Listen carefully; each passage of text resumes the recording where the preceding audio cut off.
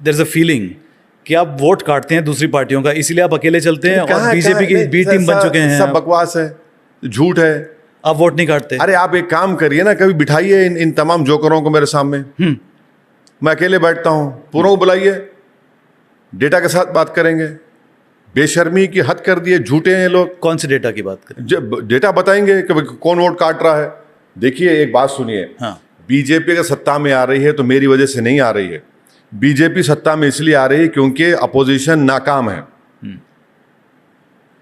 BJP सत्ता में इसलिए आ रही है क्योंकि बीजेपी ने हिंदू वोट को तकरीबन कंसोलिडेट कर चुके 50% तक। उसकी जिम्मेदारी मुझ पे कैसे आयद होती है बताइए? अगर मैं हैदराबाद, औरंगाबाद, किशनगंज और 5 सीट अगर लड़ता हूं 2024 के पार्लियामेंट चुनाव में और बीजेपी 240 पे आ जाती है तो जिम्मेदार मैं हूं। आप बताइए कैसे जिम्मेदारी में डालेंगे? ये आपकी नफरत है। आपकी नफरत क्या है कि जब हर समुदाय की एक सेम्बलेंस ऑफ पॉलिटिकल लीडरशिप है या पॉलिटिकल वॉइस है, वो आपको एक्सेप्टेबल है, मगर आप नहीं चाहते कि मुसलमानों का एक सेम्बलेंस ऑफ पॉलिटिकल वॉइस हो, ना उनकी लीडरशिप हो, पॉलिटिकल लीडरशिप हो। आपका इशारा कांग्रेस की तरफ सब पे है, इंक्लूडिंग बीएचपी, इंक्लूडिंग बीजेपी, जितने पॉलिटिकल पार्टी सब पे है। भाई यादव लीडर होगा, मुसलमान भिखारी होगा, अपर कास्ट लीडर होगा, मुसलमान भिखारी होगा। ये कैसे होगा बताइए?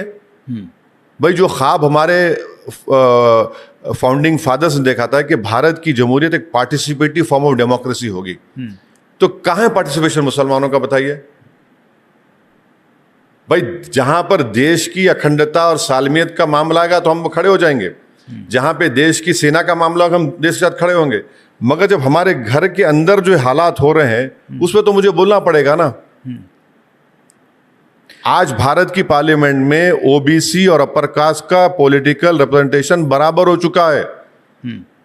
फिर इस देश की सबसे बड़ी अल्पसंख्यक समाज का रिप्रेजेंटेशन सिर्फ 4% पे क्यों रुका हुआ है?